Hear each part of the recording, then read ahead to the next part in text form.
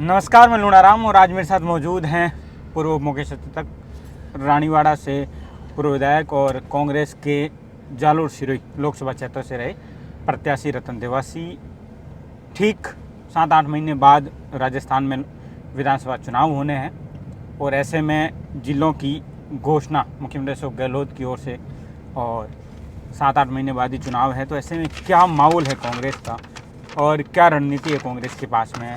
इसके साथ पायलट को लेकर भी सवाल पूछेंगे और भी बहुत सारे सवाल होंगे जिनको लेकर हम रतन देवासी से इस मुद्दों पर चर्चा करेंगे। रतन जी, वेलकम। सबसे महत्वपूर्ण चीज़ पे आते हैं कि 7-8 महीने बाद ही राजस्थान में विधानसभा चुनाव होने, क्या माहौल क्या है? क्या कांग्रेस वापस रिपीट कर पाएगी सरकार को? ये कांग्रेस की सरकार ने इस बार जो काम किए हैं इस कार्यकाल के दौरान, पिछली बार भी किए। हम जहाँ घूम रहे हैं अभी, जिस क्षेत्र की हमारी बात करें, यहाँ 2008 और 13 के बीच में भी और आज भी इस कार्यकाल में भी क्षेत्र के लिए, जिले के लिए जितने शानदार काम हो सकते थे उतने हुए। आप देखिए, मेडिकल कॉलेज हो गया। कल्पना कर सकते थे आप कि मेडिकल कॉलेज हो जाएगा? और कोई ऐसा विधानसभा क्षेत्र नहीं है जो कोई भी बजट में अछूता रहा हो। और ये जो बजट जो अभी पेश हुआ 2023-24 का, इस वित्तीय वर्ष में तो बहुत सारी चीज़ें पूरे ज़िले में आ चुकी है। और रही राजस्थान की बात, तो करने की ज़रूरत नहीं है। सोशल वेलफेयर की जो स्कीम है, सामाजिक कल्याण की जो स्कीम है, उसके अंदर राजस्थान रोल मॉडल बना हुआ स्टेट है। देश के अंदर नंबर 1 पे है। देश के अंदर उसका अपना एक रोल मॉडल है सोशल वेलफेयर की स्कीम में। और आप देख ही रहे हो चिरंजीवी वाला, क्या चाहते हो? सभी लोगों को जो है राहत मिले, उसको लेकर सारी तमाम चीज़ें हुई है, तो उसका तो मिलने वाला है। सरकार रिपीट वाली बात, आप ये पूछोगे कि आप किस शानदार तरीके से जीतेंगे, बात वो है। महत्वपूर्ण सवाल ये भी है कि क्या जिलों की घोषणा जिस तरीके से मुख्यमंत्री अशोक गहलोत ने की, इसका कितना लाभ देखते हैं आप? देखिए, सबसे पहली बात मैं ये कहता हूँ कि राजनीति में तो जो आप करोगे उसका आप रिजल्ट चाहोगे कि भाई रिजल्ट भी हमको मिले, क्योंकि ये डेमोक्रेटिक प्रोसेस का एक भाग है। तो पर एक आप दूसरी बात सोचिए, इसमें मैं आपको बताऊँ कि राजस्थान इतना बड़ा क्षेत्रफल है, समय के हिसाब से जो छोटे ज़िले होने चाहिए थे वो हुए नहीं। इस बार नए ज़िलों की घोषणा की है तो इतने ज़िले बढ़ गए, 50 के करीब ज़िले हो जाएंगे 33 से।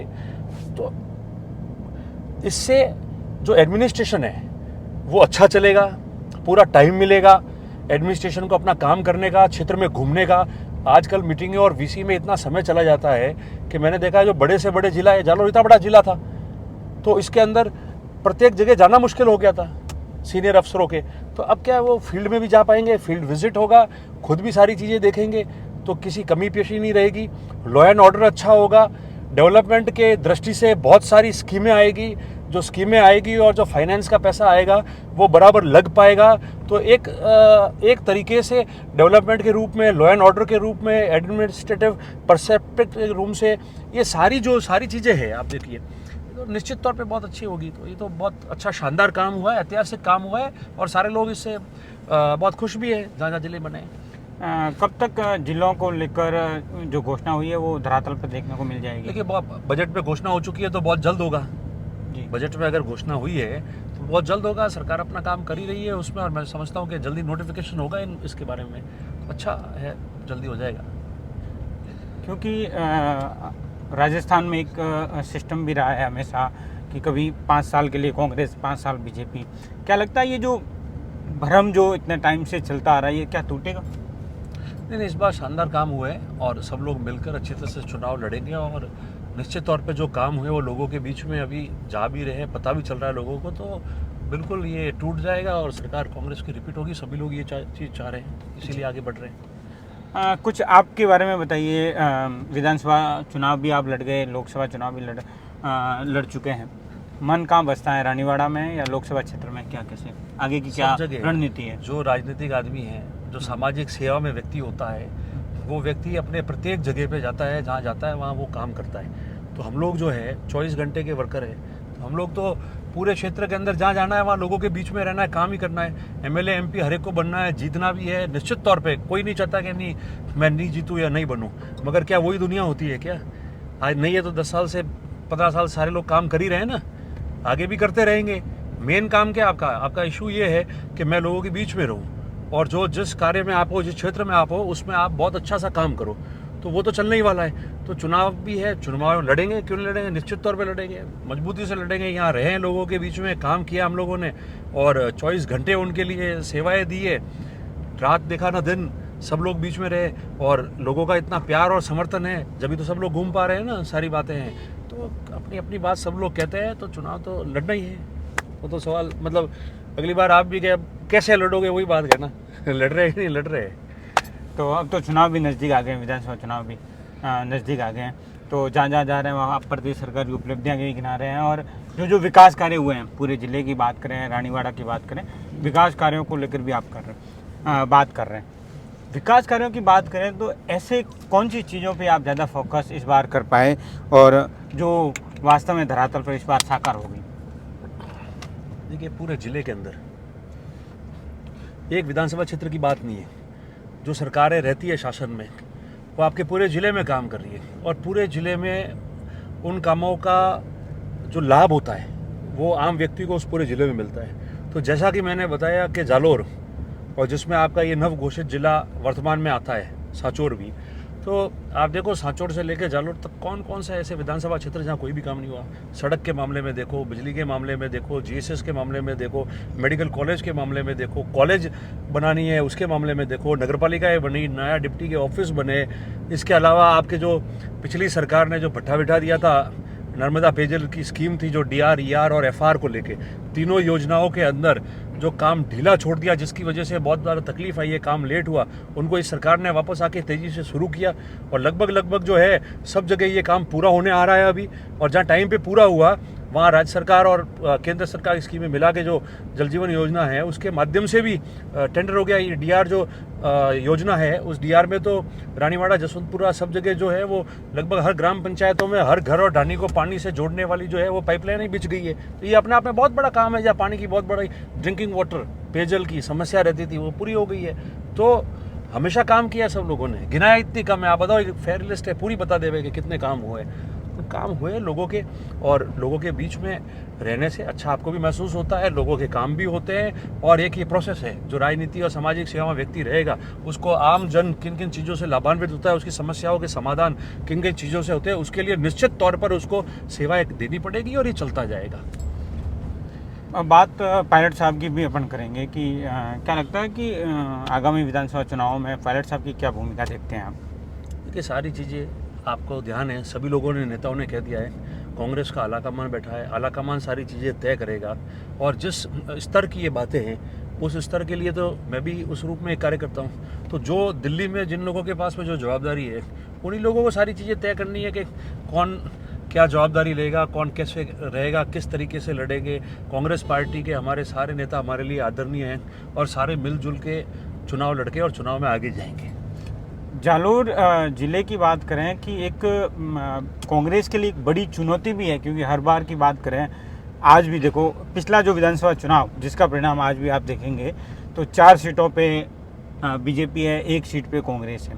इस बार क्या कांग्रेस का लक्ष्य है कि किस तरीके से परफॉर्मेंस दिखाए कि कुछ सीटों में बढ़ोतरी भी हो और परफॉर्मेंस में भी बढ़ोतरी हो? देखो, ये बात आपकी सही है और इस बात को मैं भी मानता हूँ कि वैसे देखा जाए तो आंकड़ों में हम एक जीते हैं, ठीक है, मगर आप वोट परसेंट और जो वोट डिवाइड हुआ है, अगर उस दृष्टि से देखो तो जालोर की 5 सीटों पे हम लोग पिछड़े हुए 2018 के चुनाव में। सांचौर एक सीट हम आंकड़े के रूप में जीते हैं, मगर अगर मान लो आपके जो पूर्व विधायक जीवाराम जी अगर चुनाव लड़के भारतीय जनता पार्टी को इतना बड़ा नुकसान नहीं कराते 50,000 वोट का, तो कांग्रेस की कहाँ जीत होती, हो ही नहीं पाता।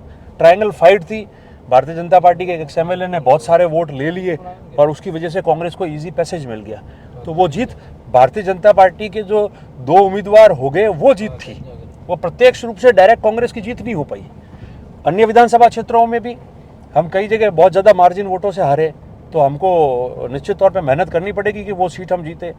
बिनमाल में कम वोटों से 10-12-13 हज़ार से हम लोग चुनाव हारे हैं, दूसरी सीटों पे ज़्यादा वोटों से हारे हैं। रानीवाड़ा में 3400 का फर्क रहा, वोट परसेंट जो है वो कांग्रेस का भारतीय जनता पार्टी का रानीवाड़ा में घटा है।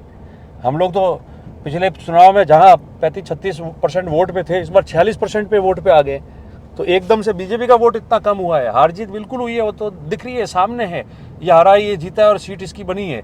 मगर जो वोट परसेंट है जो आपकी ताकत बनता है वोट धीरे धीरे, उसमें तो आप लोग पिछड़ गए हो। कांग्रेस डायरेक्ट जम करके 46% पे आ गई, 46% वोट आप किसको कहते हो आप? तो निश्चित तौर पे मेहनत करनी पड़ेगी। लोकसभा चुनाव में भी हम लोग चुनाव हारे, ये बात सही है। पूरे देश के अंदर जिस प्रकार की हवा थी सब लोग जानते हैं। राजस्थान में एक भी सीट हम नहीं जीत पाए, मगर उसके लोकसभा चुनाव का भी आप रिजल्ट देखो यहाँ, तो कांग्रेस 18% वोट लेती थी। पिछले चुनाव जो लोकसभा का गया उसमें कांग्रेस ने भी 18% वोट लिया था। आज 38% वोट जो है वो मैंने लिया, 20% ज़्यादा, 18% से 38% पे हम लोग आए। 2 लाख वोट कांग्रेस को उम्मीदवार को मिलते थे, 5.25 लाख वोट मेरे को मिले। तो सभी लोगों के, हमारे लोगों के, सभी लोगों के मिले जुले प्रयास थे, उसकी वजह से ही हो पाया। तो ये जरूर है कि हम चुनाव जीत नहीं पाए, पर विपरीत परिस्थितियाँ जो बनी हुई है जिले के अंदर, विपरीत परिस्थितियाँ जो हवा जिनकी है, उसके विपरीत भी हम लोग मिलकर जो है अच्छे चुनाव लड़े, जब जाके अच्छे वोट आए और अच्छे वोट प्रतिशत बढ़े। पर इसको सीट के आंकड़े की जीत में कैसे कन्वर्ट करना, उसके लिए हम लोगों को 5 सीटों पे यहाँ और सुरई में भी 3 सीटों पे, 8 सीटों पे मेहनत करनी पड़ेगी और मेहनत करेंगे और जीत के आएंगे। तो मेहनत तो अभी से शुरू कर दी होगी? 24 घंटे शुरू बंद है। ये वो लोग थोड़ी है कि चुनाव आ गया जो तैयार होकर 3 महीने पहले आ जाना है, ये केवल कहीं 2-4 प्रोग्रामों में साफे पहन के फोटो खिंचवा के डाल देने हैं। उन लोगों से राजनीति हो पाती है क्या? वो लोगों की सेवा कर पाएंगे क्या? वो लोगों के बीच में रह के संघर्ष करके जनहित के मामलों को उठाना और उनके समस्याओं का समाधान करना और लोगों के लिए तत्पर रहना, उनकी सेवाओं में और तैयार रहना, वो कर पाते हैं क्या? नहीं कर पाते वो लोग। वो सिर्फ वो लोग होते हैं जिनको राजनीति में आगे बढ़ना है फोटो और सोशल मीडिया के आधार पे। वो लोग होते हैं जो चाहते हैं कि हम जावे और हमको जाते अग्रिम पंक्ति में बिठा देवे, हमको सभा पे ना देवे और हमको घुमा देवे। तो उस चीज़ों से वो पार नहीं पड़ती है। तो तैयारी रोज़ की तैयारी है। जो रोज़ अगर शांत बैठता नहीं है, जब तक हमारा नहीं है जपे को नहीं, तो जो जब तक ही नहीं और दिन रात लोगों के लिए तैयार रहता है, उनकी सेवाओं में घूमता है, तो उसको तो तैयारी की ज़रूरत ही नहीं है। उसके लिए तो आम आदमी तैयार रहता है कि हम आपके लिए तैयारी कर रहे हैं। तो जो लोग जो होते हैं, नेता बनना और लोग आपको नेता माने, इसमें रात दिन का फ़र्क होता है। और इसके लिए उम्र निकल जाती है, बरसों की मेहनत होती है, तब जाके मैं नेता बन सकता हूँ कि मैं नेता हूँ आ गया, मगर लोग मुझे नेता माने, तब बात पार पड़ती है। पिछले विधानसभा चुनाव में आपका जो हार का गैप रहा वो बहुत कम रहा। विधानसभा चुनाव की बात कर रहा था। तो इस बार चुनौती ये है कि वो जो छोटा सा जो आपका गैप रह गया हार के समय, वो भी पूरा करना है और जीत के लिए परसेंटेज भी बढ़ाना है। पूरे ज़िले की आपने बात की कि जितनी भी सीटों पे कांग्रेस परफॉर्मेंस में लो रही है, वो परफॉर्मेंस भी बढ़ानी है। तो लक्ष्य एक बड़ा है, संगठन को भी मजबूत करना है और सीटों में कन्वर्ट भी करना है वोट बैंक को। बिल्कुल, देखिए वो तो मैंने पहले ही आपको कहा कि जहाँ परिस्थिति आपकी बहुत ज़्यादा ख़राब थी, 2013 का आप चुनाव देखो तो उस समय क्या स्थिति थी, तो उससे 18 में बहुत बेहतर हम लोग हुए। मगर जो रिजल्ट ओरिएंटेड होना चाहिए था, जिसकी वजह से रिजल्ट दिख जाए बोर्ड पे लिखा हुआ आपका, वो नहीं हो पाया।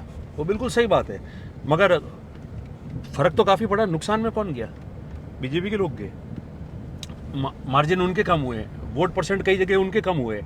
तो ये तो बहुत मेहनत वाला काम तो है। इसलिए तो मैं कह रहा हूँ ना, मेहनत वाला काम है। खाली बात करने से, कहीं भी कोई भी विधानसभा हो, बात करने से थोड़ी हो गया। मेहनत वाला काम है। जो लोग बैठे अभी मेहनत कर रहे हैं वही पार नहीं पड़ पा रहे। तो ये तो कलेक्टिव प्रोसेस है, सबको मिल के करना पड़ेगा। तो हम लोग मिल के जो है निश्चित तौर से सारे लोग इकट्ठे होकर काम करेंगे और इसका रिजल्ट भी देखने को मिलेगा आपको। एक अंतिम सवाल पे आते हैं। जैसे कांग्रेस हमेशा कहती रही है कि बीजेपी में तो गुटबाजी है, वसुंधरा राजे वर्सेज। तो ऐसी गुटबाजी तो फिर बीजेपी वाले भी कहते हैं कि कांग्रेस में भी गुटबाजी है, पायलट वर्सेज गहलोत साहब। देखिए आप कैसे देखते हैं? देखिए राजनीति में ये हर जगह होता है, कोई नई बात नहीं है कि सबके आपस के ग्रुप होते हैं, झगड़े होते हैं। झगड़े तो नहीं कह सकते अपन उनको, मगर जिस प्रकार से राजनीति में हम आपस में देखते आए हैं कि एक छोटा क्षेत्र होता है, गांव होता है, पंचायत, तो उसमें भी कहते हैं कि ये इसका धड़ा है, ये इसका धड़ा है, इसका धड़ा है। तो वो होता रहेगा। अब बीजेपी में क्या हो रहा है वो उनका मामला है, उनकी पार्टी को देखना है। हम लोग हमारी विचारधारा पे, हमारे एजेंडे पे, काम पे जो सरकार ने किए, संगठन ने जो काम किए, उन सब को लेकर चुनाव में जाते हैं। तो मैं समझता हूँ कि कांग्रेस में मतभेद हो सकते हैं, स्थानीय स्तर पे, लोकल लेवल पे भी होते हैं। मनभेद किसी के नहीं है। और जो पार्टी के प्रति कमिटेड है, जिन लोगों ने साथ मिलकर मेहनत की है रात दिन हम लोगों ने, तो जो मेहनत करता है ना, वो तो देखता है कि मेरी मेहनत किसी प्रकार से खराब नहीं होनी चाहिए। तो वो गंभीर होकर अपना काम करता है। वो चाहता है कि नतीजे आए और वो सबको साथ लेके भी चलने की कोशिश करता है। मगर जिनका खुद का अपना एक एजेंडा होता है, और जो स्वार्थ की ज़िंदगी जीते हैं, जो साथ रह के सोचते हैं कि हमको तो बस हमारा ही भला हो जाए और उसके अलावा किसी का भला नहीं होना चाहिए, और फिर अगर उनको एक सेकंड के लिए भी कुछ नहीं मिले तो वो भाग जाते, तो उनकी ज़िंदगी जो है वो हमेशा स्वार्थों के आधार पे चली है और वो किसी के भी नहीं हो सकते। और जो वास्तव में लोगों के लिए और पार्टी के लिए और सब लोगों के लिए काम करता है, उसका पसीना बहाता है और संघर्ष करता है और उसका समय देता है, तो उसको लगता है कि मैंने इतनी तकलीफ देख के मेहनत की है यहाँ सब जगह, तो उसको वो खराब नहीं होने देता उस चीज़ को। तो ये दो प्रकार के लोग होते हैं, तो ऐसे बहुत सा, वो तो 2% ही है, बाकी सब कमिटेड लोग हैं जिन्होंने मेहनत की, तो सारे उनकी मेहनत काम आएगी और सब मिलकर उसका नतीजा लेंगे, अच्छा नतीजा आएगा वापस। तो ये खास बातचीत में मेरे साथ मौजूद थे पूर्व उप मुख्य सचेतक रतन देवासी, जिन्होंने कहा कि चुनौतियां बड़ी है, विधानसभा चुनाव हो या लोकसभा चुनाव, और उन चुनौतियों को पार पाड़ने के लिए इस बार कांग्रेस ने भी कमर कस लिया। तो मैं आपका साथी लूणाराम, जालोर।